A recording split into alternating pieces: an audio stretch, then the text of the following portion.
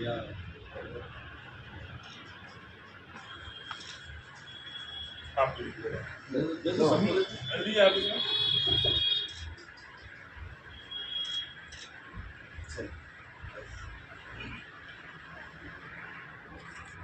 हाशमी साहब बाइट ले लेंगे जी हाँ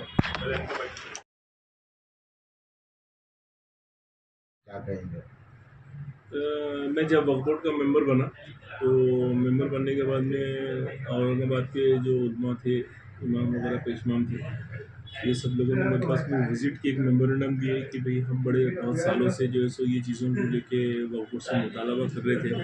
आज मुकामी वक्फ बोर्ड का मेंबर बना है तो हमको आपसे बहुत सारी उम्मीदें हैं, तो लिहाजा आप हमारे लिए कुछ करें बोल के। फिर मैंने उनके सामने ही सीओ साहब से बात किया। सीओ साहब ने भी उसके लिए हामी भरे और ये बोर्ड मीटिंग के अंदर जो परसों बोर्ड मीटिंग हुई तो बोर्ड मीटिंग के अंदर वो प्रपोज़ल रखा गया।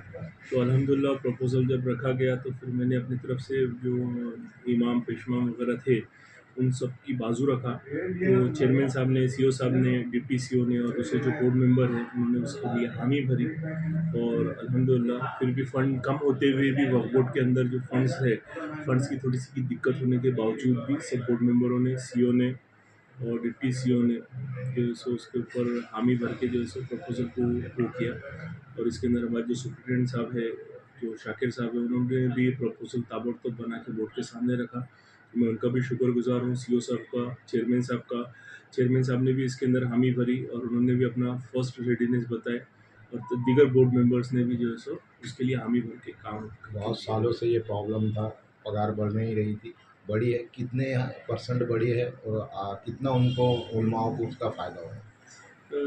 इसमें टोटल औरंगाबाद के अंदर नहीं पूरे महाराष्ट्र के अंदर 7 मस्जिदें ऐसी हैं, 60 मस्जिदें ऐसी हैं जो वक्फ बोर्ड के अंडर है। तो जितनी भी मस्जिदें वक्फ बोर्ड के अंडर आती है तो उनकी ही पेशमाम की और इमाम की तनख्वाह और मौज़म की जो तनख्वाहें हैं वो बोर्ड देता है।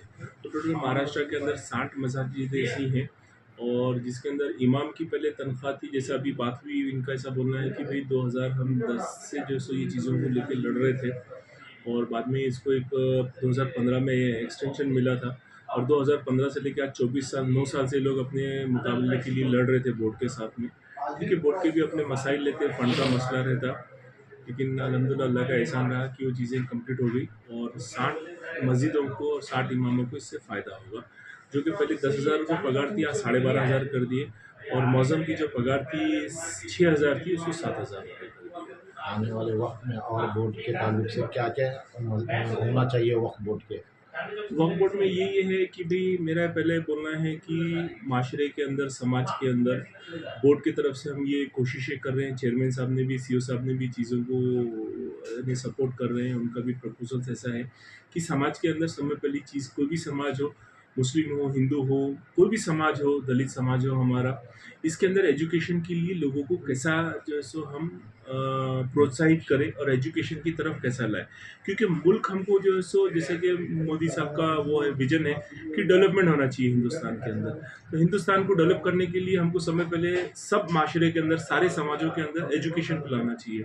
गवर्नमेंट भी एजुकेशन के लिए सपोर्ट कर रही, लेकिन लोग अपने तरफ से एजुकेशन की तरफ नहीं जा रहे। तो हमारा यही बोलना है कि समाज के लिए ये आपके माध्यम से मैं एक ही चीज़ बोलना चाह रहा हूँ कि अपने बच्चों को, कोई भी समाज का हो, हिंदू समाज हो, मुस्लिम समाज हो, दलित समाज हो या कोई और समाज हो, अपने बच्चों को एजुकेशन की तरफ खींचे, बच्चों को एजुकेशन की तरफ लाए, पढ़ाए उन्हें।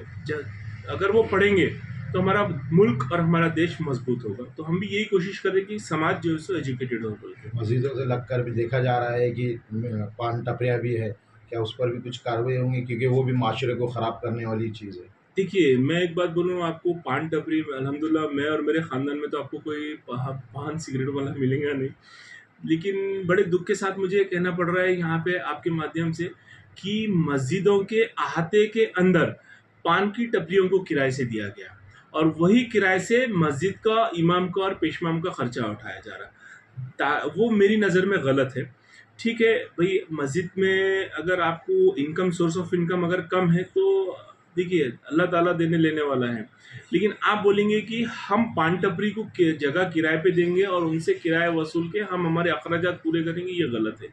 वजह ये कि पान टपरी की जगह पे आप किराने की दुकान को भी दे सकते, स्टेशनरी की दुकान को भी दे सकते। आप पान की टपरी से ही इनकम होना ये ज़रूरी नहीं है, आप वो इनकम दे सकते।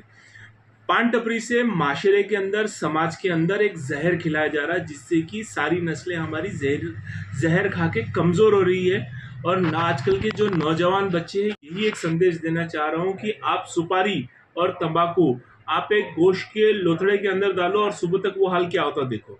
आज आप उसको बड़े चाव के साथ में खा रहे, सिर्फ एक 5 मिनट और 10 मिनट का उसका मज़ा मिलता है, नशा मिलता है, लेकिन आप नशे की तरफ जा रहे हैं, आपकी बॉडी कमज़ोर हो रही है। तो मैं जितनी भी मसाजिदें हैं जिनके आसपास पान टपरी हैं और जो मस्जिदों के अंदर अहाते के अंदर पान टपरी है, मैं आपके माध्यम से पूरे मस्जिद वालों को ये गुजारिश करूंगा कि भाई आप पान टपरी वालों को अपने अहाते से खाली कराएं और वहाँ पे कोई अच्छी दुकान को किराए से दें। और अगर कोई खाली नहीं कर रहा, आप हमसे मुतालबा करें, हम वो करेंगे, क्योंकि इससे माशरा ख़राब हो रहा, नस्लें ख़राब हो रही हमारी। हम चाह रहे कि हमारी नस्लें ख़राब ना हो और समाज की कोई भी हो, हिंदू हो, मुस्लिम हो, कोई भी हो, ये सब हमारे भाई है। इनकी भी जो हिंदू भाई भी खा रहे अगर होंगे, खाते होंगे, तो उनकी भी नस्लें ख़राब हो रही, जाहिर सी बात है। तो इसके लिए एक रेवोल्यूशन आना चाहिए हिंदुस्तान के अंदर कि भाई अपने बच्चों को अपन ने कैसा सुधारा जाए। ये चीज़ों के इंशाल्लाह हम काम करेंगे और जितनी भी मस्जिद वालों को हम एक लेटर लिखेंगे, अगर वो मस्जिद वाले उस चीज़ के ऊपर एक्ट नहीं करेंगे तो हम मस्जिद पे भी कार्रवाई करेंगे और वो पान टपरी पे भी कार्रवाई करेंगे। शुक्रिया।